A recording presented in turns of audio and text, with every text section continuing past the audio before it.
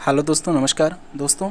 आज हम ड्रॉप्डमैन सिविल वाले बच्चों के लिए, जो फर्स्ट ईयर वाले बच्चों के लिए, ड्रॉप्डमैन सिविल फर्स्ट ईयर वाले बच्चों के लिए प्रैक्टिस सेट लेकर आए हैं, जो मॉड्यूल 2 बेसिक इंजीनियरिंग ड्राइंग से संबंधित है। यानी जो इनका मॉड्यूल 2 है। मॉड्यूल फर्स्ट हम लेकर आ चुके थे, ये मॉड्यूल आज का 2 है। इससे पहले मॉड्यूल फर्स्ट लेकर आ चुके हैं। ठीक, तो चलिए हम शुरू करते हैं मॉड्यूल नंबर 2, जो बेसिक इंजीनियरिंग ड्राइंग से संबंधित है। और किसके लिए है? ड्रॉप्डमैन सिविल वाले बच्चों के लिए, फर्स्ट ईयर वाले बच्चों के लिए। ठीक, चलिए शुरू करते हैं। क्वेश्चन नंबर फर्स्ट, ये रहा question number first. Question number first कहता है कि दिखाया गया पैमाना, यानी ये जो पैमाना है ना, दिखाया गया पैमाना क्या है, यानी जो दिया गया ये पैमाना है, ये जो पैमाना बना हुआ है, ये पूरा जो पैमाना बना हुआ है, ठीक, ये क्या है, किस टाइप का पैमाना है? ऑप्शन फर्स्ट कहता है ये प्लेन स्केल, यानी ये सादा पैमाना है। सादा पैमाना समझते हैं ना, जैसे ये स्केल आती है, जो पटरी आती है, वो सादा पैमाना होती है। ठीक, सेकंड ऑप्शन कहता है ये कॉम्परेटिव स्केल, यानी ये तुलनात्मक पैमाना है। ये तुलना के लिए, तुलनात्मक मतलब होता है किसी एक चीज़ का दूसरी के चीज़ के साथ तुलना करना। ठीक, उसको बोला जाता है तुलनात्मक पैमाना। सेकंड कहता है ये विकर्ण पैमाना, क्या ये विकर्ण पैमाना है? विकर्ण पैमाना पर देख लेते हैं। विकर्ण पैमाने का जो यूज किया जाता है वो तीनों आयामों को मेजर करने के लिए आता है। किसी भी ड्राइंग के तीनों आयामों को, नहीं, जिसको बोला जाता है 3D के लिए तीनों, यानी किसी इसमें क्या होती है, लंबाई होती है, चौड़ाई होती है और ऊंचाई होती है। ठीक, इसको मापने के लिए विकर्ण पैमाने का यूज किया जाता है। वर्नियर पैमाना, वर्नियर पैमाने का उपयोग कहाँ किया जाता है? वर्नियर पैमाने का उपयोग किसी वस्तु की बाहरी व आंतरिक लंबाई चौड़ाई मापने के लिए किया जाता है। वर्नियर पैमाने का उपयोग वस्तु की बाहरी व आंतरिक लंबाई चौड़ाई मापने के लिए किया जाता है। तो बताइए ये कौन सा, ये जो पैमाना बना, ये कौन सा पैमाना है? तो इसका करेक्ट आंसर हो जाएगा ऑप्शन नंबर बी, यानी ये तुलनात्मक पैमाना है। तुलनात्मक पैमाना के बारे में मैंने क्या बताया? किसी एक वस्तु की तुलना जब दूसरे वस्तु के द्वारा की जाती है तो उसे बोला जाता है तुलनात्मक पैमाना। ऑप्शन नंबर, क्वेश्चन नंबर 2 ये रहा। क्वेश्चन नंबर 2 कहता है IS, यानी इंडियन स्टैंडर्ड। IS का फुल फॉर्म होता है इंडियन स्टैंडर्ड, ठीक, तो कहता है IS यानी इंडियन स्टैंडर्ड के विनिर्देशन के अनुसार, यानी उसकी गाइडलाइन में, उसकी देखरेख में, उसके अनुसार साधारण पोर्टलैंड सीमेंट के कितने ग्रेड उपलब्ध हैं। यानी पूछ रहा है कि IS इंडियन स्टैंडर्ड के अनुसार जो पोर्टलैंड सीमेंट होती है ना, इसके कितने ग्रेड उपलब्ध हैं। ठीक, तो ये ऑप्शन पे चलते हैं। ऑप्शन कहता है option first 2 grade, option second कहता है 3 ग्रेड, ऑप्शन फोर्थ कहता है, बस यही इसमें ऑप्शन, और फोर्थ, अगर ऑप्शन फोर्थ मान ले तो बोला कि 5 ग्रेड, ऑप्शन ये फर्स्ट हो गया, ये सेकंड हो गया, थर्ड ये फोर्थ मान ले तो ये 6 ग्रेड। तो बताइए IS के अनुसार जो पोर्टलैंड सीमेंट होती है उसमें 3 ग्रेड होते हैं।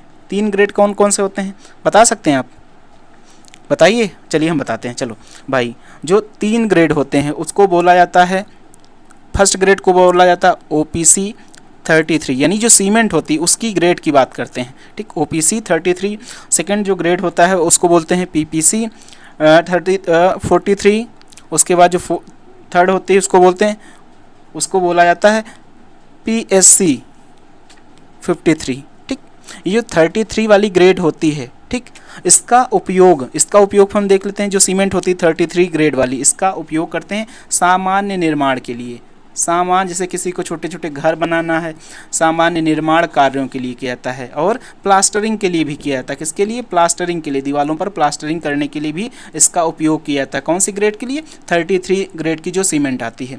चलते हैं सेकंड 43 ग्रेड की बात करते हैं। 43 जो भारत में है ना, भारत में सर्वाधिक इसी सीमेंट का उपयोग किया जाता है। 43 ग्रेड की सीमेंट, इसका जो उपयोग होता है मध्यम और उच्च के बीच का, यानी जो कम मजबूत हो और जो सबसे ज़्यादा मजबूत हो, उसके बीच की श्रेणी में इसका उपयोग किया जाता है। यानी मॉडरेट का इसका उपयोग किया जाता है। कहाँ?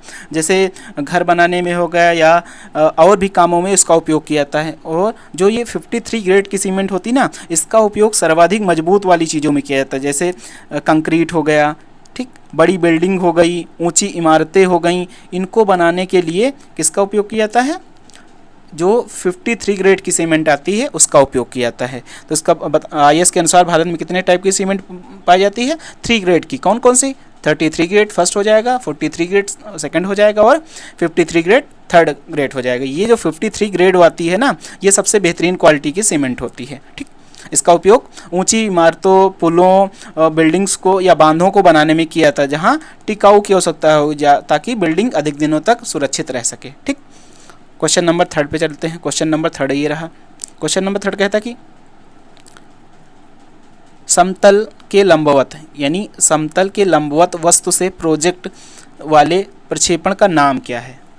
समतल से लंबवत वस्तु वाले प्रोजेक्ट के प्रक्षेपण का नाम क्या है? फर्स्ट ऑप्शन कहता है आइसोमेट्रिक प्रक्षेपण, सेकंड ऑप्शन कहता है तिरछा प्रक्षेपण, थर्ड ऑप्शन कहता है ऑर्थोग्राफिक प्रक्षेपण और फोर्थ ऑप्शन कहता है प्रक्षेपण। तो इसका जो करेक्ट आंसर हो जाएगा ऑर्थोग्राफिक प्रक्षेपण।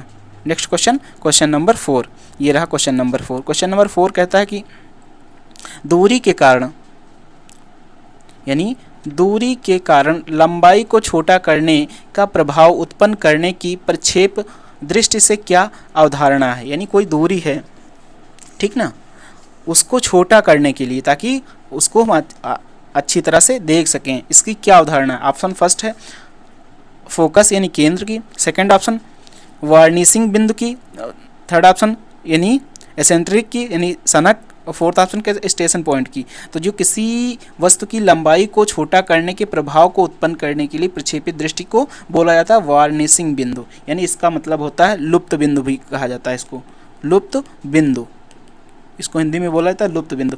लुप्त बिंदु क्या होता है? एक काल्पनिक बिंदु होता है। ये कैसा होता है? एक काल्पनिक बिंदु होता है, ठीक ना, ये काल्पनिक बिंदु होता है जहाँ समानांतर रेखाएं मिलती हुई प्रतीक होती हैं। जहाँ क्या होता है? जहाँ जो समांतर रेखाएं होती हैं ना, वो आपस में मिलती हुई प्रतीक होती हैं, मिलती हुई प्रतीत होती हैं, ठीक ना, वार्निश बिंदु में। ठीक, तो इसका करेक्ट आंसर हो जाएगा option number B. Next question, question number 5 ये रहा। Question number 5। क्वेश्चन नंबर 5 कहता है किस चट्टान में सिलिका एक मुख्य सामग्री है? ये जो चट्टानें दी गई हैं इनमें से बताइए किस चट्टान में सिलिका पाई जाती है? ठीक, ऑप्शन पे चलते हैं। ऑप्शन फर्स्ट है आग्नेय चट्टान, ऑप्शन सेकंड है सिलिकामय चट्टान। देखो यहाँ सिलिका पूछ रहा है, सिलिका किस में पाई जाती है? यहाँ चट्टान का नाम दिया गया सिलिकामय चट्टान, यानी ऐसी चट्टान जिसमें सिलिका हो उसको बोला जाता है सिलिकामय चट्टान। ठीक, जिसमें सिलिका हो उसको बोला जाता है सिलिकामय। तो देखो ऑप्शन से ही क्लियर हो गया, इसका करेक्ट आंसर हो जाएगा ऑप्शन नंबर बी, इसका करेक्ट आंसर हो जाएगा। तो चलो हम देख लेते हैं कि सिलिका का यूज कहाँ होता है, कभी कभी पूछ लेता है इसका यूज, यानी कि इसका उपयोग कहाँ कहाँ किया जाता है। ठीक, तो इसका उपयोग किया जाता है कांच में, उसके बाद क्या, चीनी मिट्टी के जो बर्तन आते हैं, चीनी मिट्टी के बर्तन बनाने में, उसके बाद इसका उपयोग किया जाता है कंक्रीट में, यानी सीमेंट, कंक्रीट में, और पेंट बनाने में, और सौंदर्य प्रसाधन का मतलब समझ रहे हैं? यानी जो सजावट के लिए, चेहरे मोहरे को रंगने के लिए जिसका प्रयोग किया जाता है, जिसको मेकअप करना बोला जाता है, उसको सौंदर्य में इसका उपयोग किया जाता है। ठीक, इसका करेक्ट आंसर हो जाएगा option number B. Next question, question number 6 ये रहा। Question number 6। क्वेश्चन नंबर 6 कहता है कि इंजीनियरिंग ड्राइंग में अभ्यास के लिए कौन सा BIS कोड अनुशंसित है? तो बताइए कौन सा BIS कोड अनुशंसित है? फर्स्ट ऑप्शन है IS ये, सेकंड ऑप्शन ये, थर्ड ऑप्शन ये, फोर्थ ऑप्शन ये। तो इसका जो करेक्ट आंसर हो जाएगा option number C, BIS code, ये ऑप्शन क्लियर, यानी कि IS 696-1972 एंड IS 10,714 से लेकर 2001 तक। ठीक, तो इसका करेक्ट आंसर हो जाएगा option number C. Next question, question number 7 ये रहा। Question number 7। क्वेश्चन नंबर 7 कहता है कि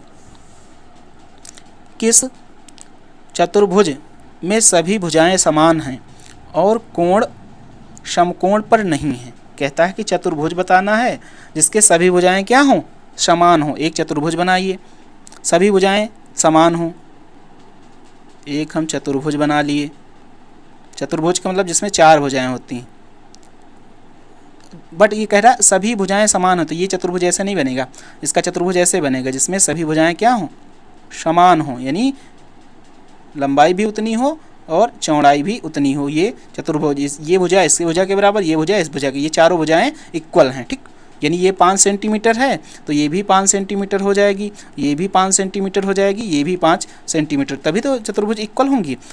तो कहता है किस चतुर्भुज में सभी भुजाएं समान, इसमें चारों भुजाएं समान हैं और कोण समकोण पर नहीं है। ये कहता है कोण समकोण पर नहीं है। तो देखो ये जो कोण होते हैं, ये जो कोण होते हैं ये समकोण, समकोण का मतलब 90 अंश, ठीक। तो ये भी समकोण पर है, ये भी समकोण पर है, ये भी समकोण है। इसमें बता रहा है समकोण पर नहीं है, ठीक। नेगेटिव वाला पूछ रहा है, ठीक। तो ये देखो विषम कोण, ये चतुर्भुज, चतुर्भुज तो ये हो गया, तो ये तो गलत हो गया, पूछ रहा नहीं, तो ये नेगेटिव, ये भी नहीं हो सकता, आयत भी नहीं हो सकता, विषम कोण आयत भी नहीं हो सकता। ये जो विषम कोण होता है, ठीक, विषम कोण होता है। विषम कोण का मतलब सभी कोण क्या होते हैं, विषम होते हैं, बराबर नहीं होते हैं। ये कोण इसके कोण, किसी कोण के बराबर नहीं होगा कोई भी कोण, उसको बोला जाता है विषम कोण बोला जाता है। अगर ये मान लीजिए 30 डिग्री है तो ये हो सकता है 32 डिग्री हो, ये हो सकता है 65 डिग्री हो, ये हो सकता है 35 डिग्री हो। सभी कोणों का मान अलग अलग होता है, उसको बोला जाता है विषम कोण, ठीक। तो इसका करेक्ट आंसर हो जाएगा रंबस यानी विषम कोण, ठीक। विषम कोण से संबंधित और चीज़ें देख लेते हैं। विषम कोण से संबंधित क्या चीज़ें होती हैं, सभी भुजाएं बराबर होती हैं, सभी भुजाएं इसकी बराबर होती हैं और इसकी विपरीत भुजाएं एक दूसरे के समानांतर होती हैं और विपरीत कोण एक दूसरे के बराबर होते हैं। Next question, question number 8। Question number 8 क्या है, किस चट्टान में कैल्शियम कार्बोनेट, कैल्शियम कार्बोनेट का भैया तुमको सबसे पहले फार्मूला हमको बताना है, ठीक।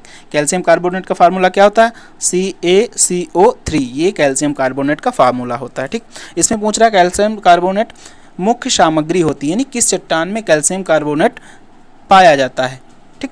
ऑप्शन पे चलते हैं। फर्स्ट ऑप्शन आग्नेय चट्टान, सेकेंड ऑप्शन सिलिकामय चट्टान, सिलिकामय चट्टान में सिलिका मिलती है, अभी इससे पहले क्वेश्चन पूछा गया था कि नहीं पूछा गया था, सिलिका मिलती है। और थर्ड ऑप्शन कहता है फोलिएटेड चट्टानें, फोर्थ ऑप्शन कहता है केरिस चट्टानें, केरिस चट्टानें। तो जो केरिस चट्टानें होती हैं इसको बोला जाता है हिंदी में कायांतरित चट्टानें। क्या बोला जाता है, कायांतरित चट्टानें, ठीक, कायांतरित चट्टानें, ठीक। इसमें कैल्शियम कार्बोनेट पाया जाता है, कायांतरित जो चट्टानें होती हैं उसमें कैल्शियम कार्बोनेट पाया जाता है, ठीक। तो इसका करेक्ट आंसर हो जाएगा ऑप्शन नंबर डी, यानी केरिस चट्टानें, जिसको हिंदी में बोला जाता है कायांतरित चट्टानें, ठीक। Next question, question number 9, question number 9, ये रहा क्वेश्चन नंबर 9। क्वेश्चन नंबर 9 कहता है कि रियर व्यू को प्रथम कोण एंगल प्रक्षेपण में कहाँ रखा जाता है, यानी जो रियर व्यू होता है उसमें प्रथम कोण प्रक्षेपण में कहाँ रखा जाता है। फर्स्ट ऑप्शन कहता है दाईं ओर देखने का दाईं ओर से, यानी ऊंचाई से नीचे। थर्ड ऑप्शन कहता है दाईं ओर के दृश्य के बाईं ओर। फोर्थ ऑप्शन कहता है ऊंचाई से ऊपर। तो इसका जो करेक्ट आंसर हो जाता है फर्स्ट कोण एंगल में जो प्रक्षेपण होता है उसको दाईं ओर के दृश्य के दाईं ओर रखा जाता है, दाईं ओर दृश्य के दाईं ओर रखा जाता है, ठीक। नेक्स्ट क्वेश्चन, क्वेश्चन नंबर 10, ये रहा क्वेश्चन नंबर 10। क्वेश्चन नंबर 10 कहता है कि यदि आवर्ती रेखाएं किनको कहते हैं, जो क्रम के अनुसार आती जाती रहते हैं, यानी वो क्रम चक्राकार चलता रहता है, उनको आवर्ती रेखाएं कहते हैं। यदि आवर्ती रेखाएं 1/2 पैमाने पर आरेखित हों तो प्रक्षेपण है, कैसा प्रक्षेपण होगा, ठीक। ऑप्शन पे चलते हैं। ऑप्शन फर्स्ट है,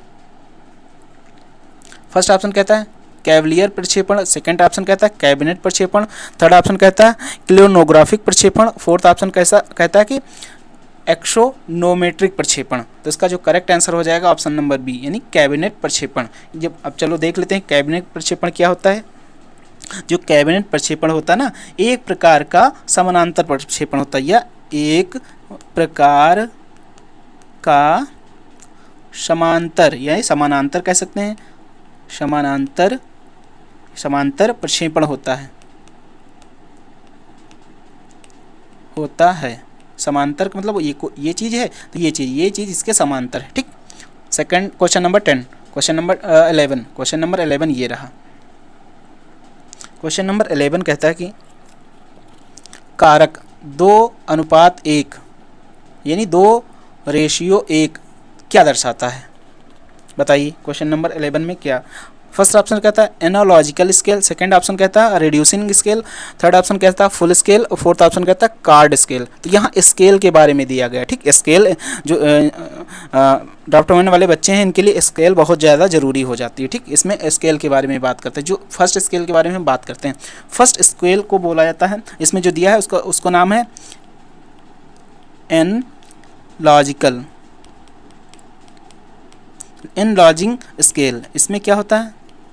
इसमें होता है ड्राइंग वास्तविक ड्राइंग से बड़ी होती। मान लीजिए कोई ड्राइंग मैंने, ये हमारी सीट थी, ठीक, इसमें मैं छोटा सा घर बना रहा हूँ, ये छोटा सा घर बना हुआ, ठीक, इसकी जो लंबाई चौड़ाई वो यहाँ अंकित होगी, लेकिन क्या जो यहाँ जो लंबाई मान लीजिए 3 mm कुछ हम दर्शाते हैं, 3 mm ये दीवार की दिखाते हैं, या ऐसे मान लीजिए कि ये लंबाई 3 mm हो गई, ये हमारा घर है पूरा सा, ठीक, तो क्या घर की लंबाई 3 mm ही होगी? नहीं, इसका मानक कुछ दूसरा होगा कि 1 mm बराबर इतने 5 मीटर, ऐसे मानक हो जाएगा। तो ये बताया इन लॉजिंग जो स्केल होता है उसमें वास्तविक की अपेक्षा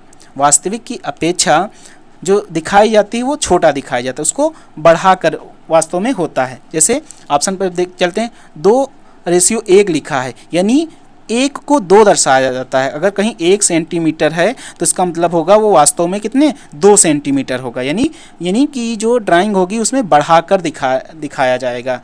वैसे ड्राइंग में छोटा बनेगा, लेकिन जो एक्चुअल वास्तव में होगा वो बड़ा हो जाएगा, उसके 2 गुना हो जाएगा। यानी 2:1 का अर्थ है, इसका अर्थ है कि ड्राइंग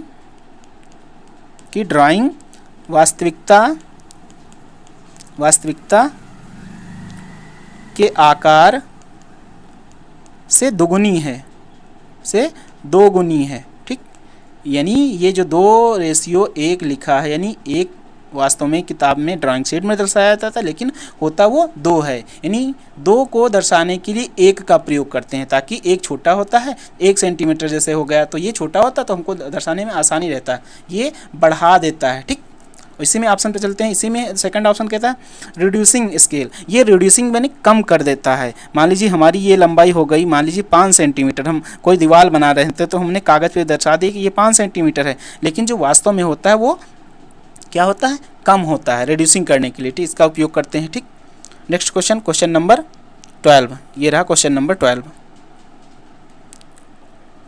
क्वेश्चन नंबर 12 कहता है कि ड्राइंग शीट में सामग्री सूची के लिए mm में विमांकन का आकार यानी ऊंचाई क्या है?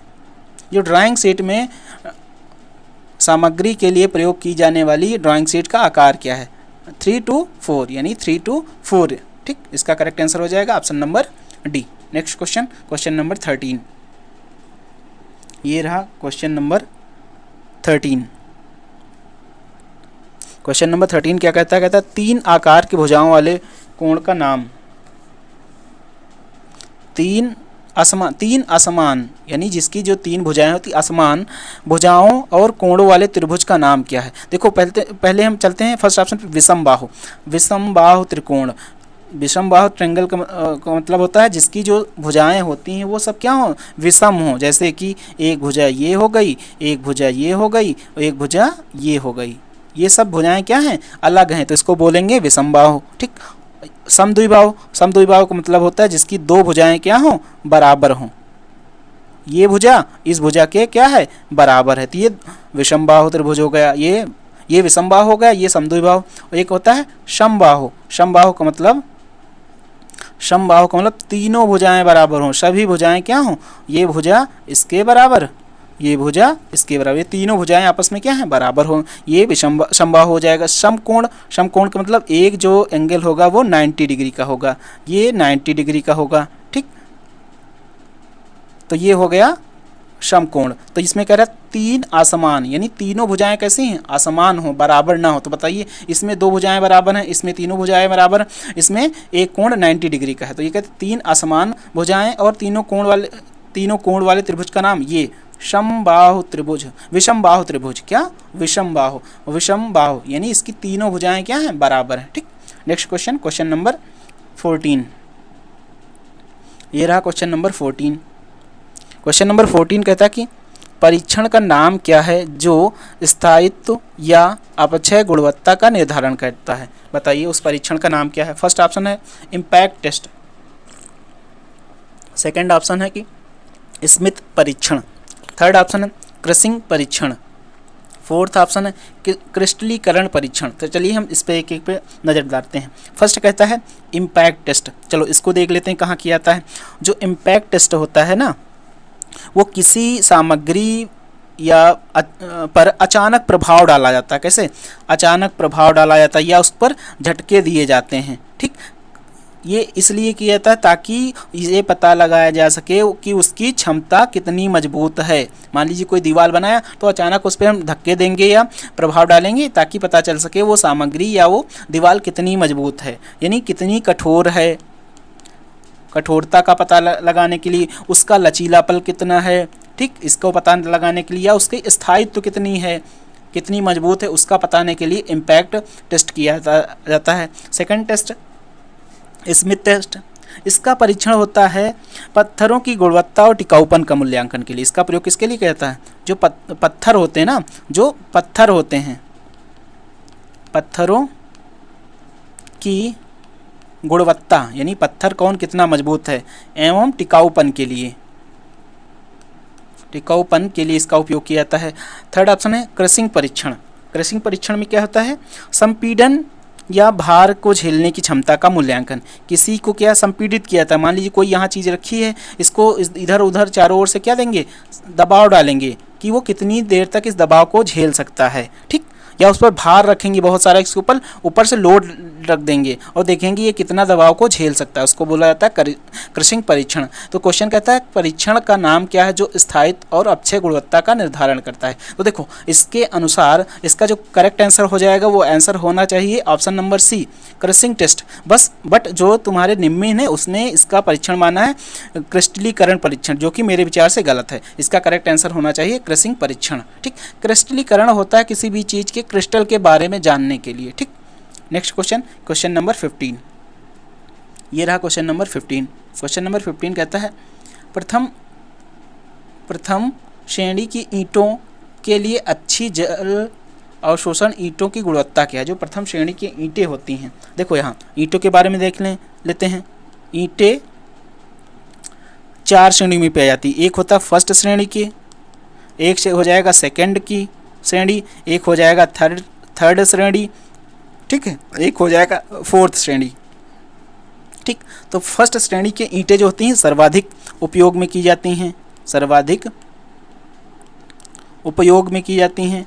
ये गुणवत्ता के आधार पर होता है। सबसे ज़्यादा अच्छी ईंटें होती हैं, मजबूत टिकाऊ ये होती है प्रथम श्रेणी की, उसके बाद सेकंड श्रेणी की मजबूत और टिकाऊ होती हैं, उसके बाद थर्ड श्रेणी की, उसके बाद फोर्थ श्रेणी। सबसे ज़्यादा उपयोग फर्स्ट श्रेणी का, सबसे ज़्यादा टिकाऊ होती है फर्स्ट श्रेणी, और जो सबसे ज़्यादा फोर्थ लास्ट श्रेणी होती है ना उसका उपयोग कम ही किया जाता है, वो कम टिकाऊ होती, कम मजबूत होती। तो कहता है इसमें प्रथम श्रेणी की जो ईंटें होती हैं उसमें जल की अवशोषण क्षमता कितनी % लगभग होती है? तो इसमें जल की जो अवशोषण क्षमता होती है वो होती है लगभग 12 से लेकर 15% तक होती है। ठीक, तो यहाँ 12 से 15% ऑप्शन नहीं दिया, यहाँ डायरेक्ट दे दिया, कितना गया 20% से कम दिया गया। ये इसका मतलब होता है 20% से कम। तो इसका करेक्ट आंसर हो जाएगा ऑप्शन नंबर फर्स्ट, यानी कि जो प्रथम श्रेणी की ईंटें होती हैं उनमें जल की अवशोषण करने की क्षमता 20% से क्या होती है, कम होती है। ठीक, तो इसका करेक्ट आंसर हो जाएगा ऑप्शन नंबर फर्स्ट। श्रेणी बता दी, कितनी श्रेणी, यानी 4 श्रेणियों में ईंटें पाई जाती हैं, first, second, third, fourth. First वाली सबसे बेहतरीन होती है, सबसे मजबूत होती हैं, सेकंड वाली उससे कम बेहतरीन होती हैं, उससे कम मजबूत होती हैं, थर्ड वाली और कम बेहतरीन और कम मजबूत होती है, फोर्थ वाली सबसे कम मजबूत होती है, सबसे कम यूज भी की जाती है। फर्स्ट श्रेणी की ईंटों का उपयोग ज़्यादा किया जाता है। ठीक, नेक्स्ट क्वेश्चन, क्वेश्चन नंबर 16। ये रहा क्वेश्चन नंबर 16। क्वेश्चन नंबर 16 कहता है कि खिड़की में कौन सा प्रतीक डबल स्विंग का प्रतिनिधित्व करता है? यानी जो खिड़की है डबल पत्ती होनी चाहिए और डबल स्विंग होनी चाहिए। कौन सा प्रतीक यहाँ प्रतिनिधित्व करता है, रिप्रेजेंट करता है? फर्स्ट ऑप्शन ये देखिए, ये ऑप्शन देखिए, सेकंड ऑप्शन ये बना हुआ है, ठीक ऐसे, और थर्ड ऑप्शन ये बना हुआ है, और फोर्थ ऑप्शन ये बना हुआ। तो बताइए इसका करेक्ट आंसर क्या हो जाएगा? इसका करेक्ट आंसर हो जाएगा ऑप्शन नंबर डी। क्या हो जाएगा इसका correct answer? Option number D इसका करेक्ट आंसर होगा। ये ऑप्शन नंबर डी इसका करेक्ट आंसर हो जाएगा। ठीक, नेक्स्ट क्वेश्चन, क्वेश्चन नंबर 17।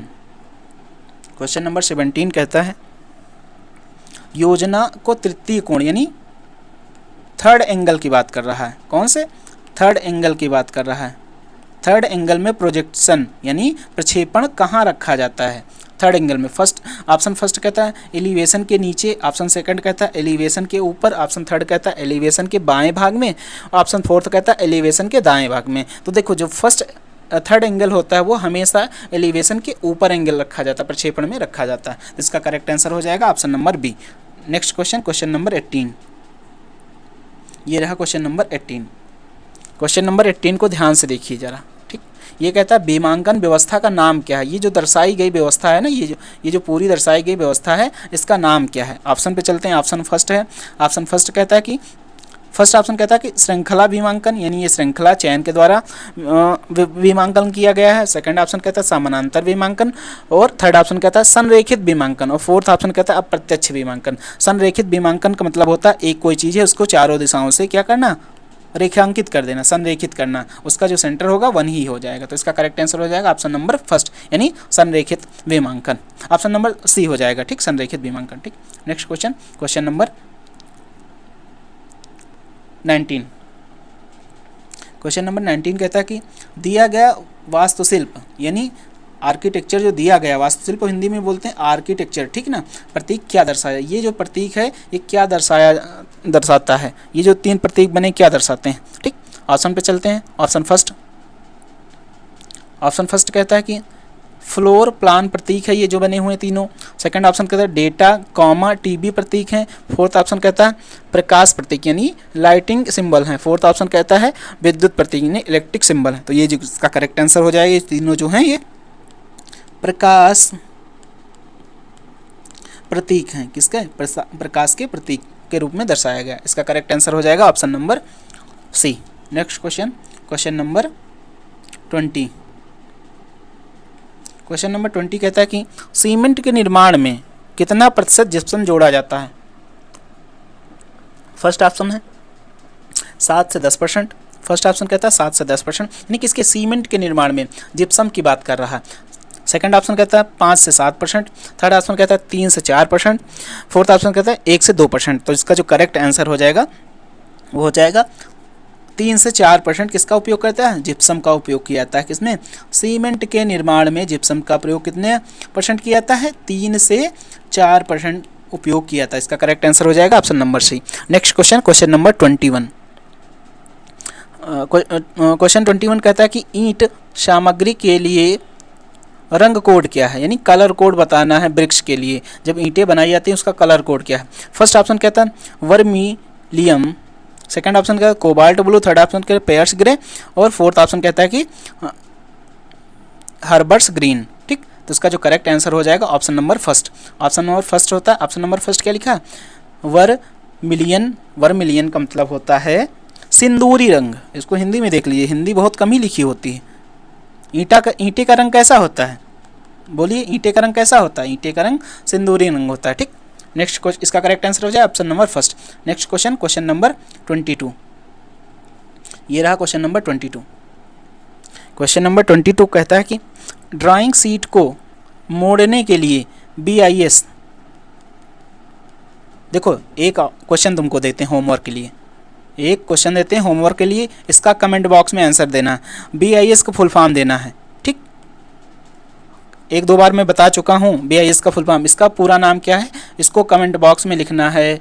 लिख पाओगे कि नहीं? लिख लोगे। ये क्वेश्चन पूछा जाता है BIS का फुल फॉर्म क्या होता है। ये क्वेश्चन हमेशा एक आध नंबर का जरूर आ जाता है, पूछ लिया जाता है किसी न किसी पेपर में, ठीक। तो ये होमवर्क के लिए हो गया। तो इसका पूछ रहा है ड्राइंग शीट का मोड़ने के लिए BIS कोड की सिफारिश की जाती है। BIS कोड में किस ड्राइंग शीट का प्रयोग किया जाता है, यानी कितनी ड्राइंग शीट स्टैंडर्ड होती है, मानक होती है। ऑप्शन पे चलते हैं। ऑप्शन फर्स्ट है ये रहा, ऑप्शन सेकंड ये, ऑप्शन थर्ड ये, ऑप्शन फोर्थ ये। तो इसका करेक्ट आंसर हो जाएगा ऑप्शन नंबर सी, यानी BIS इंडियन स्टैंडर्ड कितना 1166 से लेकर 1986 तक, ठीक। नेक्स्ट क्वेश्चन, हाँ BIS का फुल फॉर्म देना है, कमेंट बॉक्स में आंसर, ठीक, सभी लोगों के लिए। Question number 23। Next question, question number 23 कहता है कि प्रतीक का नाम क्या है? ये जो प्रतीक बना हुआ है, ठीक, इसका नाम क्या है? देखो, चाहे तुम्हारी जो भी ट्रेड हो, जैसे कि ड्रॉप्ड मैन सिविल वाले बच्चे तुम ही हो, तो इसमें देखो तुम्हारे जितने भी प्रतीक वाले हैं उनको पहचान करना आवश्यक है, उनकी पहचान होना आवश्यक है। पहचान से क्वेश्चन पूछे जाते हैं कि इसका प्रतीक क्या है, इसका सिंबल क्या है, इसको कैसे पहचानेंगे और उसका नाम क्या है, ये भी क्वेश्चन पूछे जाते हैं। इसलिए क्वेश्चन को जरूर ध्यान दे दीजिएगा। इसमें चलिए क्वेश्चन पे चलते हैं। क्वेश्चन कहता है प्रतीक का नाम, ये जो सिंबल बना हुआ उसका नाम क्या है। ऑप्शन पे चलते हैं। ऑप्शन फर्स्ट कहता है कटाई, किसी चीज़ को कटिंग करने के लिए सिंबल का उपयोग किया जाता है। ऑप्शन सेकंड पे चलते हैं। ऑप्शन सेकंड कहता है तटबंध, यानी तटबंध का मतलब होता है बांध बनाना, यानी कोई नदी है ऐसे ये बह रही तो ये ऊंचे ऊंचे आसपास हम बांध बना लेते हैं। ये ऊंची ये बीच में नदी बह रही है इधर से इधर, ठीक, इधर से इधर नदी बह रही है, पानी बह रहा है, नाला कुछ भी कर ली, तो ये जो बांध बनाते हैं उसको बोला जाता है तटबंध। ठीक, सेकंड ऑप्शन कहता है तटबंध के लिए।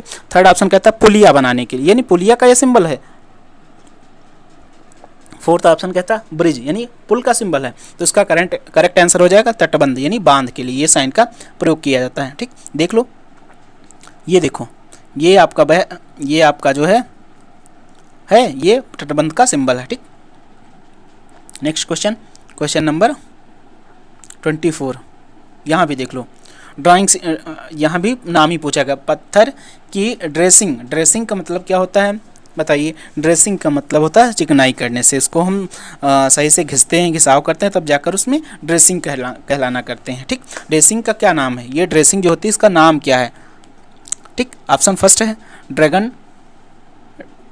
ड्रैगन फिनिशिंग, और सेकंड है सिकंदार फिनिशिंग, थर्ड है रेटिकुलेट फिनिश, और फोर्थ ऑप्शन कहता है हैमर डेसर्ड फिनिश। तो इसका जो करेक्ट आंसर हो जाएगा सिकंदार। ये देखो सिक पड़े हुए हैं, ठीक ना, ये सिकंदार इसको बोला जाता है, जो लाइनिंग पड़ी होती है ना, इसको बोला जाता है सिकंदार फिनिशिंग। ठीक, इसका करेक्ट आंसर हो जाएगा option number B. Next question number 25। Question 25 कहता है A0 आकार की कटी हुई ड्राइंग शीट के अंतर्गत कितने ऊर्ध्वाधर फोल्ड आते हैं।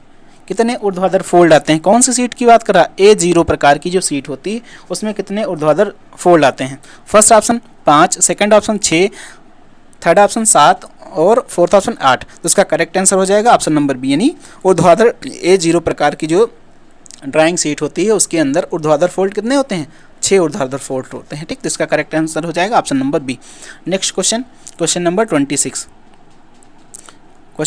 देखो क्वेश्चन नंबर 26 कहता है दिए गए आरेख का नाम। यहाँ भी भाई नाम ही पूछ रहा है, नाम ही बताइए इसका क्या नाम है। चलिए ऑप्शन पे चलते हैं। ऑप्शन ये रहे, फर्स्ट है वर्गाकार देखो ऐसे बनता है, कोई चीज़ वर्गाकार ऐसे बनती है। वर्ग मतलब ये इसके बराबर, ये सब इक्वल होती हैं, चारों भुजाएं इक्वल होती हैं, उसको बोला जाता है वर्गाकार। आयताकार ऐसे बनता है, कोई आयत ऐसे बन जाएगा, ये आयताकार हो जाएगी। ये भुजा इसके बराबर होगी, ये भुजा इसके बराबर, ये हो जाएगा आयताकार। समलंब चतुर्भुज ऐसे बनता है, समलंब चतुर्भुज। और ये कहता है समचतुर्भुज ऐसे बनता है, समचतुर्भुज। तो ये जो चित्र में बनाया गया है ये कैसा चतुर्भुज है, समचतुर्भुज है, ये समचतुर्भुज है। ठीक, इसका करेक्ट आंसर हो जाएगा option number D. Next question number 27। ये रहा क्वेश्चन नंबर 27। केंद्र रेखा यानी सेंट्रल लाइन में जो जीवन का है उसका क्या है। जीवन लाइन होती है वो किसको रिप्रेजेंट करती है, ये पूछ रहा है।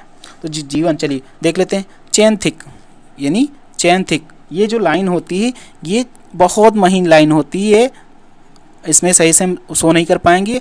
ऐसे जो लाइन होती है उसको चेन थिक बोला जाता है। ठीक, सेकंड ऑप्शन क्या है, पतले डैश थिक, ये और इसके बीच थोड़ा सा गैप होता है।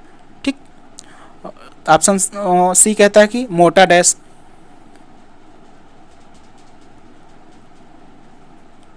ये होता है लगातार मोटा, वो कंटिन्यू होती है। तो ये जो जीवन है वो करेक्ट ऑप्शन करते ही ऑप्शन नंबर फर्स्ट को, चेन थिक। तुम लोग ये लाइनें जरूर देख लेना, क्योंकि यहाँ हम सही से इस पर मेंशन नहीं कर सकते, बना नहीं सकते हाथ से।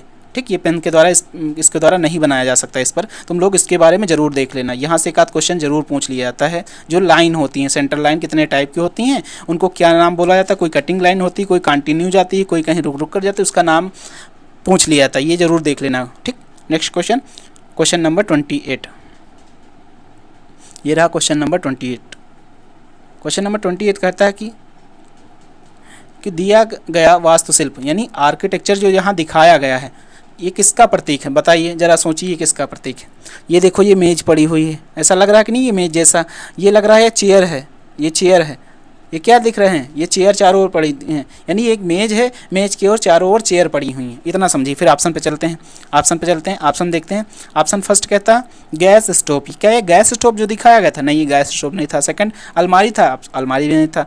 ऑप्शन सी कहता शावर, ये शावर भी नहीं। ऑप्शन फोर्थ कहता वृत्ताकार भोजन। हाँ, इसके चारों ओर जो मेजें पड़ी हुई थी ना, मेज ऐसे ये मेज थी, ठीक, उस इधर एक चेयर थी, इधर एक चेयर थी, एक इधर चेयर, एक इधर, चारों ओर मेजें पड़ी हुई थी। ये वृत्ताकार भोजन की व्यवस्था के लिए, ठीक, ऑप्शन प्रतीक सिंबल है, ठीक। इसका करेक्ट आंसर हो जाएगा option number D. Next question, question number 29। ये रहा क्वेश्चन नंबर 29। क्वेश्चन नंबर 29 कहता है कि संगमरमर का वर्गीकरण क्या है? जो संगमरमर होता है ना, ताजमहल किससे बना है? बताइए जरा। ताजमहल देखने गए हो कि नहीं गए हो? ना गए हो तो कभी टाइम मिले जरूर देखिएगा। ताजमहल किस प्रकार की चट्टानों से मिलकर बना है? तो जो ताजमहल है ना, वो संगमरमर से बना है, ठीक। एक क्वेश्चन तुमको होमवर्क के लिए यहाँ से दे रहे हैं। ताजमहल का निर्माण किसने कराया था? ये क्वेश्चन होमवर्क में नहीं, कमेंट बॉक्स में तुमको आंसर बताना है। ताजमहल का निर्माण किसने करवाया था? समझ रहे हो ना? बेसिक सा क्वेश्चन है, ताजमहल का निर्माण किसने कराया था। ये होमवर्क में तुमको क्वेश्चन दे रहे हैं, इसका जवाब तुम सबको कमेंट बॉक्स में देना ही होगा। चलिए क्वेश्चन पे चलते हैं। क्वेश्चन कहता है कि संगमरमर का वर्गीकरण क्या है? फर्स्ट ऑप्शन कहता रूपांतरित चट्टान, यानी संगमरमर किस प्रकार की चट्टान से मिलता है? तो ये ऑप्शन फर्स्ट है, रूपांतरित चट्टान, ठीक। सेकंड ऑप्शन कहता है फोलिएटेड चट्टान। थर्ड ऑप्शन कहता है तलछटी पत्थर। फोर्थ ऑप्शन कहता है आग्नेय चट्टान। तो जो संगमरमर होता है ना, वो रूपांतरित चट्टानों में का ही एक रूप है, रूपांतरित चट्टानों से मिलकर बना होता है। चलिए, रूपांतरित चट्टान किसे कहते हैं समझ लीजिए।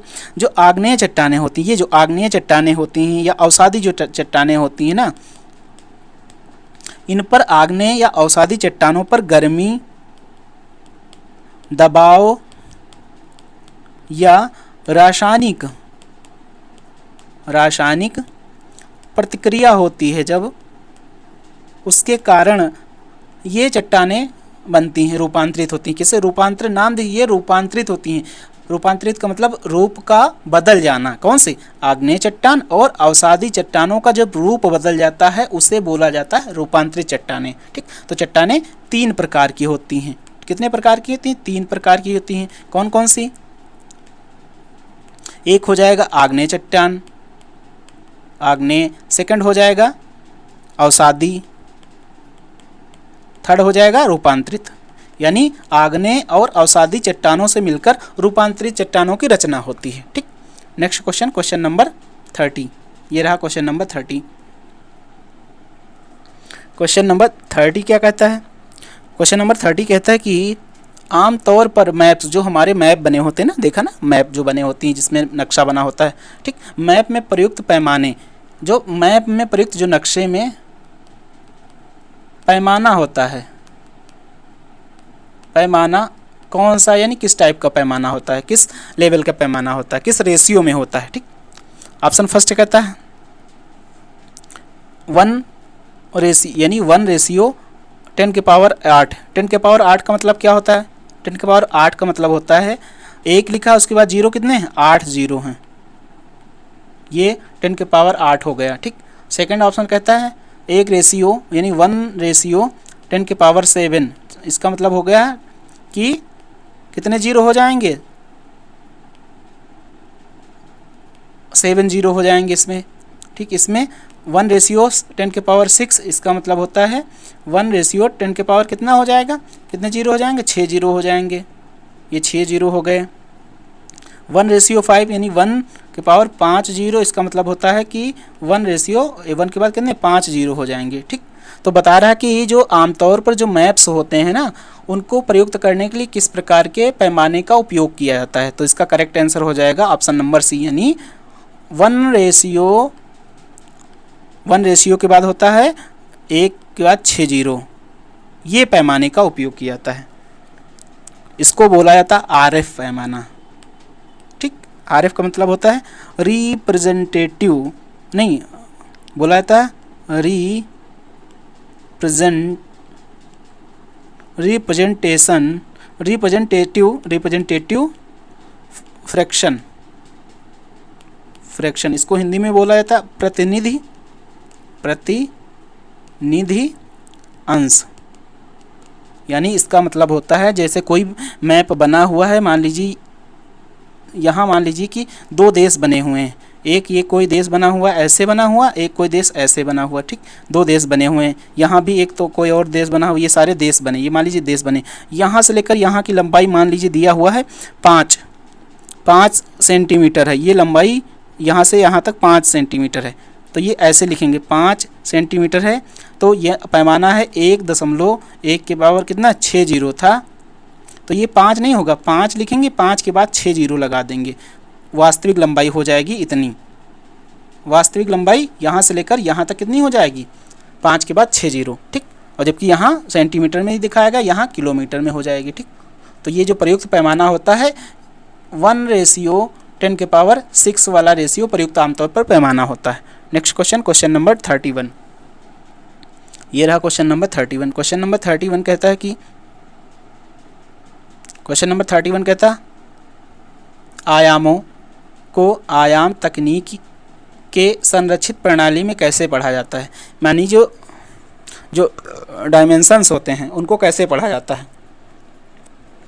फर्स्ट ऑप्शन है ड्राइंग शीट के बाएं हाथ के किनारे से, सेकंड ऑप्शन है ड्राइंग शीट के दाएं हाथ के किनारे से, थर्ड ऑप्शन ऊपर से नीचे, और फोर्थ ऑप्शन है नीचे से ऊपर। जो डायमेंशन यानी जो आयाम होते हैं उनको हमेशा ड्राइंग शीट, ये ड्राइंग शीट है, ड्राइंग शीट के दाएं हाथ मतलब इधर से, दाएं हाथ से इधर से पढ़ना स्टार्ट किया जाता है, ठीक। देखो ये हमारा दाएं हाथ हो जाएगा, इधर से जब पढ़ेंगे तो ये बाएं हाथ हो जाएगा, ठीक। ये दाएं हाथ से, ये हो जाएगा बाएं हाथ से, साइन देख लो, ठीक। Next question number 32। ये रहा क्वेश्चन नंबर 32। क्वेश्चन नंबर 32 कहता है कि थर्ड एंगल, यहाँ भी देखो फिर से वही क्वेश्चन, थर्ड एंगल प्रक्षेप में ऊंचाई के बगल में दाहिनी ओर का दृश्य कैसे बनाएं। ये थर्ड एंगल की बात कर रहा है। थर्ड ऑप्शन पे चलते हैं। ऑप्शन फर्स्ट है नीचे, ऑप्शन सेकंड है ऊपर, ऑप्शन थर्ड है के दाहिनी ओर यानी to the right of, option fourth है के बाईं ओर। जो थर्ड एंगल में होता है उसमें बनता है के दाहिनी ओर से। ये देखो ये है, इधर से ही तो शुरू करेंगे दाहिनी ओर से, ठीक। तो इसका करेक्ट आंसर हो जाएगा option number C. Next question number 33। ये रहा क्वेश्चन नंबर 33। क्वेश्चन नंबर 33 कहता है कि आइसोमेट्रिक प्रक्षेपण में प्रयुक्त पैमाने का नाम क्या है। जो आइसोमेट्रिक प्रक्षेपण होता है उसमें पैमाने का नाम क्या है। देखो यहाँ भी नाम क्या लिखा, क्वेश्चन से ही पकड़ लेंगे आंसर। आइसोमेट्रिक प्रक्षेपण यहाँ भी लिखा हुआ है आइसोमेट्रिक स्केल, ठीक। तो इस तरह भी हम आंसर को सही कर सकते हैं यदि जब हमें आंसर ना पता हो। ऑप्शन फर्स्ट है ट्रू स्केल का प्रयोग नहीं किया था, वर्नियर स्केल का प्रयोग नहीं है, कॉर्ड स्केल का भी प्रयोग नहीं किया था। तो आइसोमेट्रिक के लिए आइसोमेट्रिक स्केल का प्रयोग किया था, ठीक। Next question number 34। Question number 34 कहता है 3 अलग अलग अक्षों वाले दृश्य को क्या कहा जाता है। जो 3 अक्ष होते हैं इसको बोला जाता है 3D, 3 डायमेंशन। 3D का मतलब होता है डायमेंशन, तो इसका करेक्ट आंसर हो जाएगा 3D।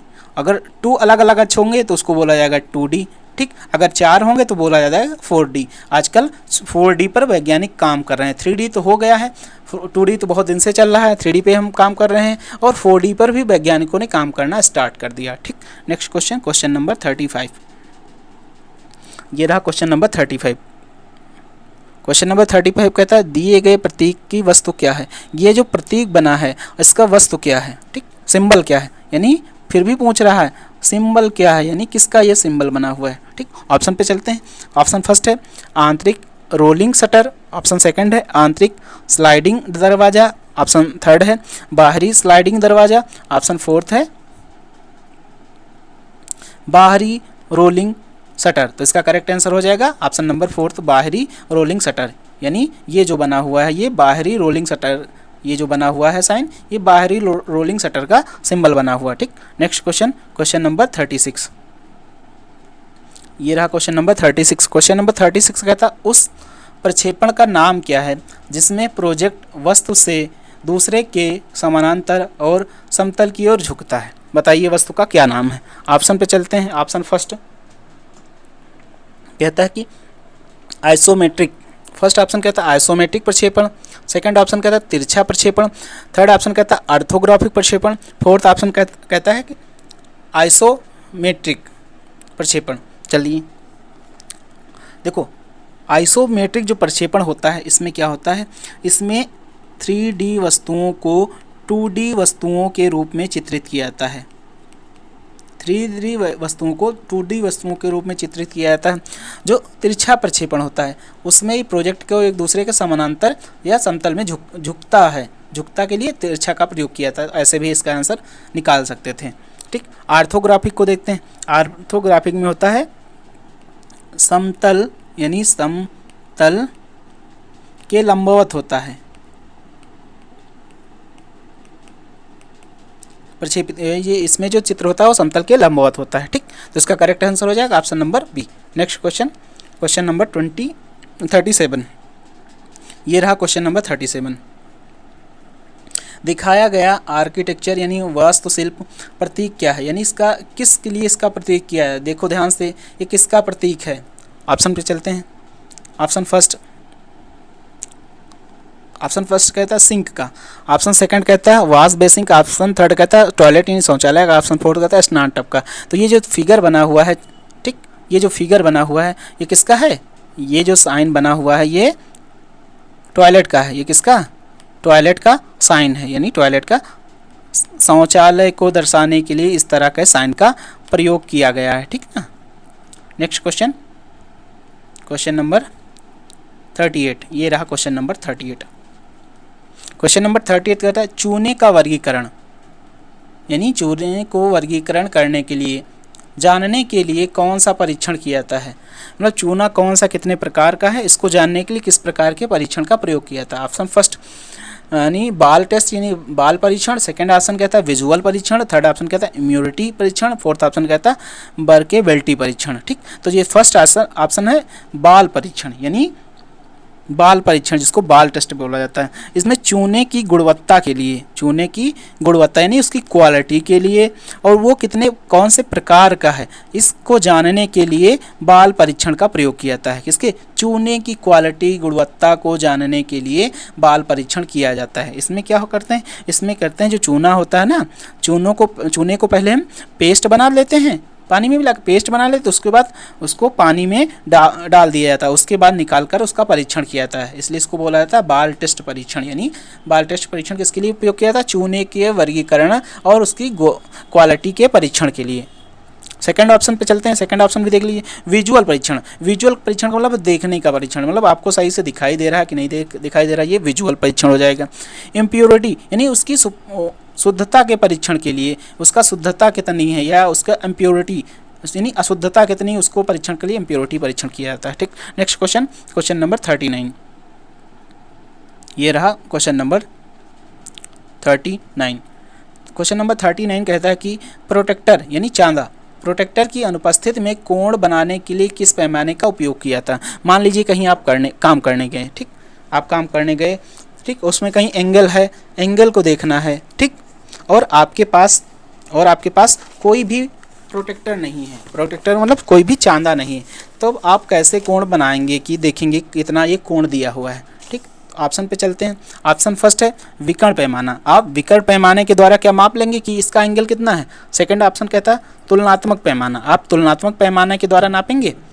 थर्ड ऑप्शन कहता है जीवा पैमाना, यानी इसको बोला जाता है कॉर्ड पैमाना। क्या बोला जाता है, कॉर्ड पैमाना, इसको कॉर्ड पैमाना बोलते हैं। ठीक, फोर्थ ऑप्शन कहता है प्लेन पैमाना। प्लेन पैमाना नहीं, जो कॉर्ड पैमाना होता है यानी जीवा पैमाना होता है, इसका प्रयोग हम करते हैं किसी भी चीज़ के कोण को मापने के लिए। कोण मापने हेतु कॉर्ड पैमाने का उपयोग करते हैं। देखो, चांदे यानी प्रोटेक्टर का भी प्रयोग करते हैं और जो कॉर्ड पैमाना होता है, ठीक, कॉर्ड पैमाना यानी जीवा पैमाना होता है, उसका भी प्रयोग करते हैं कोण को मापने के लिए। तो इसका करेक्ट आंसर हो जाएगा option number C. Next question, question number 40।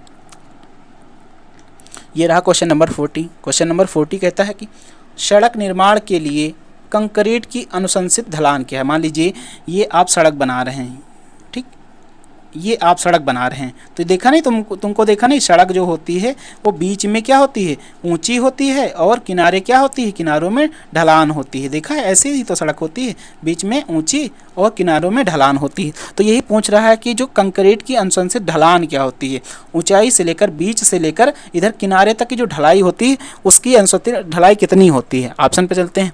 Option first है 40 से 50। ऑप्शन फर्स्ट कहता है 40 से 50। ऑप्शन सेकंड कहता है 70 से 80। ऑप्शन थर्ड कहता है 30 से 40। ऑप्शन फोर्थ कहता है 20 से 30। तो ये कोण की ढलान यानी जो सड़क के बीच के भाग से किनारे के भाग के बीच जो ढलान होती है वो होती है लगभग 20 से लेकर 40 के बीच होती है इसकी ढलान। ठीक, अनुशंसित ढलान इतनी ही होनी चाहिए। ठीक, नेक्स्ट क्वेश्चन, क्वेश्चन नंबर 41। ये रहा क्वेश्चन नंबर 41। क्वेश्चन नंबर 41 कहता है कि इवन हिडन आउटलाइन का शिलालेख क्या है। ये मैंने पहले तुमको बताया कि जो जितनी हैं तुम्हारे सिविल में लाइनें हैं वो लाइनें से संबंधित एक आध क्वेश्चन जरूर आ जाएगा बेटा, उसको ज़रूर देख लेना। कौन सी लाइन का नाम क्या है और लाइन कैसे दिखती है, ये चीज़ तुमको देखना है। ठीक, इसमें नाम पूछ रहा है। फर्स्ट ऑप्शन है डैश थिन यानी पतले डैश। सेकंड ऑप्शन पे चलते हैं। सेकंड ऑप्शन कहता है पतली चैन यानी चैन थिन। थर्ड ऑप्शन कहता है डैश थिक यानी मोटा डैश। और फोर्थ ऑप्शन कहता है चैन थिक। तो इसका करेक्ट आंसर हो जाता है मोटा डैश यानी dash thick. Next question, question number 42। ये रहा क्वेश्चन नंबर 42। क्वेश्चन नंबर 42 कहता है कि मामूली घटकों के दाने के आकार का अध्ययन करने के लिए पत्थर का कौन सा परीक्षण किया जाता है। मान लीजिए कोई तुम्हारे पास एक पत्थर का छोटा सा टुकड़ा है, ठीक, यानी पत्थर का छोटा सा टुकड़ा हो या किसी और का छोटा से छोटा टुकड़ा हो। ठीक, ये छोटा से छोटा टुकड़ा हो गया। ठीक, इसको परीक्षण करने के लिए यानी इसका परीक्षण करने के इस प्रकार का परीक्षण किया जाता है। ऑप्शन फर्स्ट छोटा, देखो छोटा है तो उसको देखने के लिए किसका प्रयोग किया जाता है, किया जा सकता है सूक्ष्मदर्शी का तो ही प्रयोग किया जाता है। किसी भी छोटे से उपकरण को देखने के लिए या कोई छोटा सा दाना है उसको देखने के लिए किसका उपयोग करते हैं हम, सूक्ष्मदर्शी का भी प्रयोग करते हैं ना। तो सूक्ष्मदर्शी को अंग्रेजी में बोला जाता है माइक्रोस्कोप। तो देखो यहाँ से यहीं ऑप्शन से देख लो, किसी भी छोटी चीज़ को देखने के लिए माइक्रोस्कोप का प्रयोग करते हैं। तो यहाँ देखो एक ऑप्शन में लिखा है माइक्रोस्कोपिक परीक्षण यानी सूक्ष्मदर्शी के द्वारा किया गया जो परीक्षण होता है किसी छोटे से चीज़ के लिए उसका प्रयोग करते हैं माइक्रोस्कोपिक परीक्षण के द्वारा छोटे से चीज़ को जाना जाता है। ठीक, ऑप्शन पे चलते हैं। ऑप्शन फर्स्ट है फ्रीजिंग। फ्रीजिंग फ्रीजिंग का मतलब होता है किसी भी चीज़ को जमा देना। सेकंड ऑप्शन कहता है स्मिथ भी नहीं हो जाएगा। थर्ड ऑप्शन कहता है माइक्रोस्कोपिक परीक्षण। हाँ, माइक्रोस्कोपिक परीक्षण सही परीक्षण हो जाएगा। छोटे से दाने के आकार का परीक्षण करने के लिए माइक्रोस्कोपिक परीक्षण किया जाता है। Next question, question number 43। ये रहा क्वेश्चन नंबर 43। इसको थोड़ा ध्यान से देखना। क्वेश्चन नंबर 43 ये कहता है 2 किलोमीटर के चेन सर्वेक्षण में रेखा का आरएफ तुमको बता चुके थे, रिप्रेजेंटेटिव और फ्रैक्शन। आरएफ का फुल फॉर्म बताइए ज़रा कमेंट बॉक्स में, बता सकते हैं ना। आरएफ बता चुके हैं अभी जस्ट तुरंत भी बताया, इससे पहले भी एक क्वेश्चन में बताया। आरएफ ड्राइंग में 10 सेंटीमीटर का प्रतिनिधित्व करता है, वो क्या है, कितना, 2 किलोमीटर की बात करता है। और 10 सेंटीमीटर ऐसे समझ ली, 10 यहाँ दिया, 10 सेंटीमीटर पर कितना प्रेजेंट करता है, 2 किलोमीटर का। ऐसे अब तुमको पता है 1 किलोमीटर बराबर क्या होता है, 1000 मीटर होता है कि नहीं होता है 2 किलोमीटर बराबर। तो यहाँ रख दीजिए 10 सेंटीमीटर बराबर, तो यहाँ 2 किलोमीटर है तो इसको मीटर में चेंज कर देंगे तो हो जाएगा 2000 मीटर। अब देखो और तुमको दिखाएं, और यहाँ देखो सेंटीमीटर की बात करता है। अब तुमको पता है 1 मीटर में कितने सेंटीमीटर होते हैं, 100 सेंटीमीटर होते हैं। ठीक, तो यहाँ लिखेंगे 10 सेंटीमीटर, ये तो इधर लिखा ही रहेगा 10 सेंटीमीटर बराबर 2000, मतलब 2000 ये तो लिखा रह जाएगा, गुणे इसको 100 से गुणा कर देंगे तो ये हो गया सेंटीमीटर में। अब यहाँ भी सेंटीमीटर, यहाँ भी सेंटीमीटर, ये जीरो से ये जीरो कैंसिल कर देंगे तो ये 1 बच जाएगा। 1 सेंटीमीटर बराबर इधर कितना हो जाएगा, 2 लिखेंगे। उसके बाद कितने जीरो हैं, ये 4 जीरो हैं, ये 4 जीरो, एक ये जीरो हो गया, ये 3 जीरो, एक ये जीरो, कितना हो गया, 4 जीरो हो गया। तो इसका मतलब होगा 1:2 के बाद कितने, 4 जीरो। ये जो परीक्षण होगा इसमें 4 जीरो है, ठीक ना, 2 के बाद 4 जीरो। ठीक, ये इसका करेक्ट आंसर हो जाएगा। ये देखो 1:2, 2 के बाद 4 जीरो। ठीक, समझ में आया कि फिर से समझा दें? ठीक, समझ में आ गया होगा। ठीक, नहीं आया होगा तो कमेंट बॉक्स में बताना है, फिर से किसी दूसरे वीडियो में इसको आरएफ फैक्टर को बता देंगे, आरएफ का जो पैमाना होता है इसको फिर से हम बता देंगे। ठीक, नेक्स्ट क्वेश्चन, क्वेश्चन नंबर 44। ये रहा क्वेश्चन नंबर 44। क्वेश्चन नंबर 44 कहता है 2 अक्षों वाले दृश्य को ड्राइंग शीट में क्या कहते हैं? 2 अक्षों वाले दृश्य को, तो इसको बोला जाता है 2D, 3 अक्षों वाले को 3D, 4 अक्ष वालों को 4D। ठीक, 2 अक्ष के लिए 2D, 3 अक्ष के लिए 3D। तो इसका करेक्ट आंसर हो जाएगा option number first. Next question, question number 45। Question number 45 कहता है कि रासायनिक संयंत्र और भट्ठी के निर्माण के लिए कौन से सीमेंट अत्यधिक उपयुक्त है? जो रासायनिक संयंत्र होते हैं, ठीक ना, और जो भट्टियाँ बनाई जाती हैं, ठीक, उसके निर्माण के लिए किस प्रकार के सीमेंट का उपयोग किया जाता है? देखो, जितने भी रासायनिक संयंत्र होते हैं या जो भट्टी होते हैं वो हमेशा उच्च क्वालिटी के होते हैं, उनकी कैसे उच्च गुणवत्ता के होते हैं। तो ये मजबूत होनी चाहिए, सीमेंट टिकाऊ होनी चाहिए। ठीक, तो किस टाइप के ग्रेड की बात करेंगे तो 33 ग्रेड की सीमेंट का यूज करेंगे। ठीक, बट यहाँ पूछ रहा है, नाम पूछ रहा है, तो फर्स्ट ऑप्शन कहता है उच्च है। देखो मैंने बता दिया उच्च गुणवत्ता के लिए, तो देखो उच्च या एल्यूमिना सीमेंट, उच्च एल्यूमिना सीमेंट का उपयोग करते हैं। ठीक, option number first, option number second हो जाएगा सॉरी इसका आंसर। ठीक, next question, question number 46।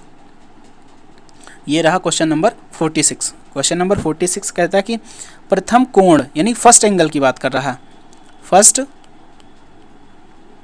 Angle प्रोजेक्टेशन, first angle प्रक्षेपण के लिए ऊंचाई के बगल में दाहिनी ओर का दृश्य, यानी ऊंचाई के बगल में दाहिनी ओर का दृश्य कैसे दर्शाएं? ऑप्शन फर्स्ट है ऊपर, ऑप्शन सेकंड है नीचे, ऑप्शन थर्ड है के दाहिनी ओर, ऑप्शन फोर्थ है के बाईं ओर।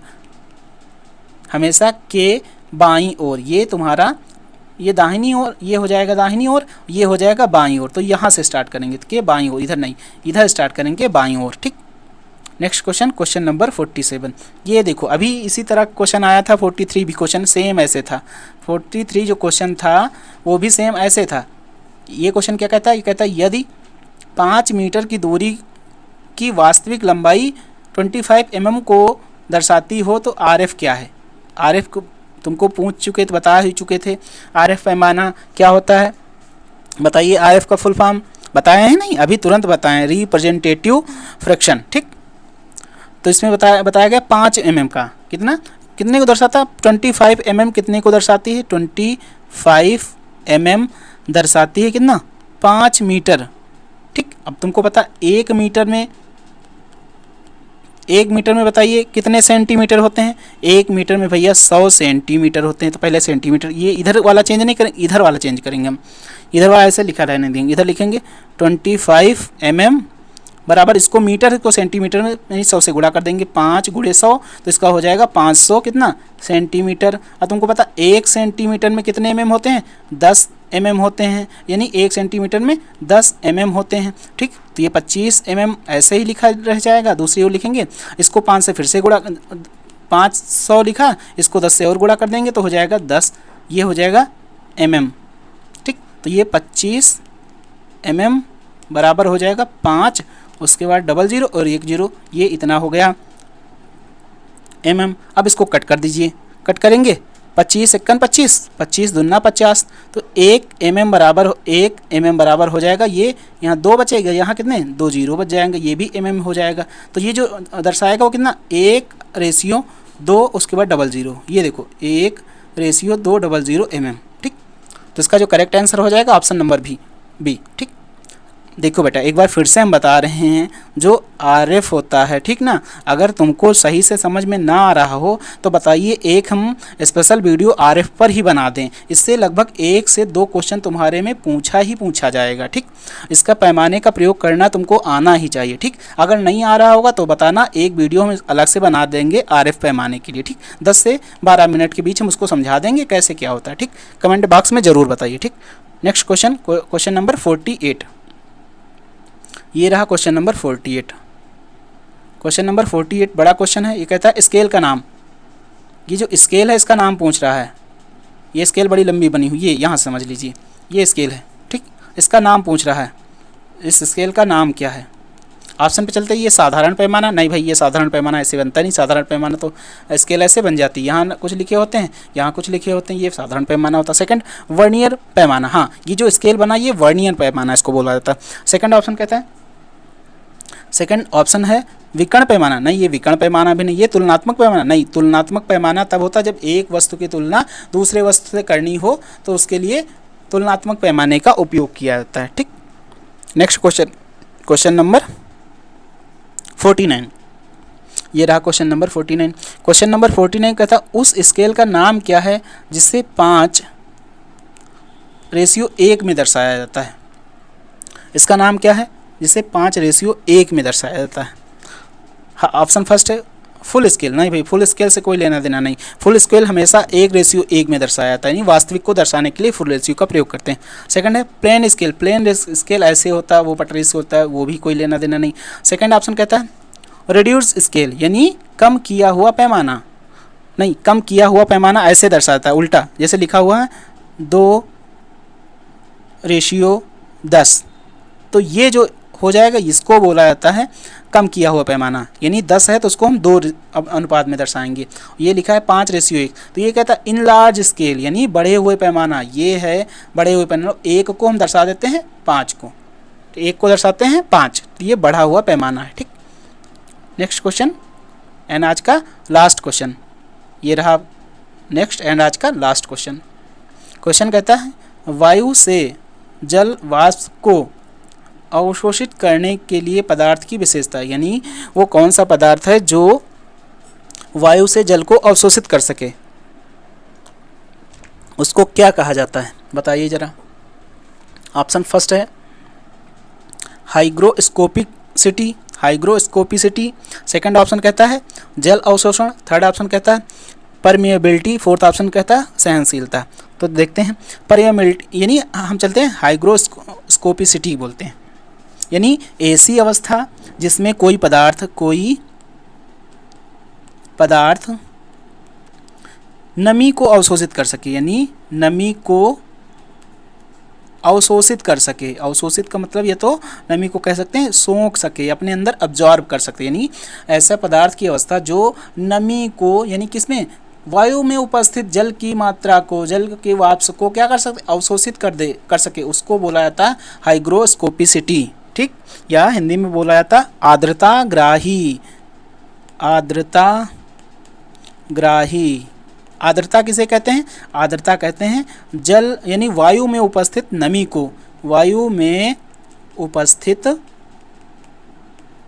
नमी को आर्द्रता कहते हैं। जैसे कि गर्मियों में बताइए, गर्मी में आर्द्रता क्या होती है, गर्मी में आर्द्रता कैसी होती है, कम होती है, इसीलिए हवा कैसी चलती है, हवा बहुत सूखी सूखी हवा चलती है, ठीक ना। और जाड़े में आर्द्रता कैसी होती है, ज़्यादा होती है, इसलिए हवा में नमी ज़्यादा रहती है, ठीक। इस गर्मियों में इसलिए कपड़े जल्दी सूख जाते हैं, क्यों, क्योंकि आर्द्रता कम रहती है वायु में, इसलिए कपड़े सुखा देती है। और जाड़े में क्या होता है, कपड़े देर से सूखते हैं, क्यों, क्योंकि आर्द्रता ज़्यादा रहती है, ठीक। तो इसको बोला जाता है वायु में से जल को अवशोषित करने वाले पदार्थों की विशेषता क्या है, जिनको बोला जाता है हाइग्रोस्कोपिसिटी, यानी आर्द्रता ग्राही। और सेकंड ऑप्शन देखो यहाँ मिलता जुलता एक ऑप्शन लिखा जल अवशोषण। जल अवशोषण एक प्रोसेस दूसरी है, इसमें क्या होता है, पेड़ पौधे अपने जड़ों के द्वारा पानी को अवशोषित करते हैं, उसको बोला जाता है यानी जल अवशोषण, ठीक। और एक ऑप्शन दिया है परमेबिलिटी। परमेबिलिटी क्या होती है, पारगम्यता, इसको बोला जाता है पारगम्यता, यानी आर पार कोई चीज़ें उससे गुजर जाती हैं या गुजर पाएंगी कि नहीं, उसको बोला जाता है पारगम्यता बोला जाता है, ठीक। तो ये रहे आपके आज के 50 क्वेश्चन। बताइए 50 क्वेश्चन में से आपके कितने क्वेश्चन सही हुए और कितने क्वेश्चन तुम्हारे गलत हो गए। और ये भी बताइए आज का सेशन कैसा रहा। और हाँ, अगर कोई भी टॉपिक पे तुमको दिक्कत हो रही हो बेटा, तो हमको कमेंट बॉक्स में ज़रूर बताइए, हम उस टॉपिक पर उससे संबंधित जो भी तुमको कमी है उस पर टॉपिक पर कोई वीडियो ले आएंगे, ठीक। तो बताइए सेशन अच्छा रहा हो तो प्लीज़ अपने दोस्तों को शेयर कीजिए, लाइक कीजिए, सब्सक्राइब कीजिए। धन्यवाद।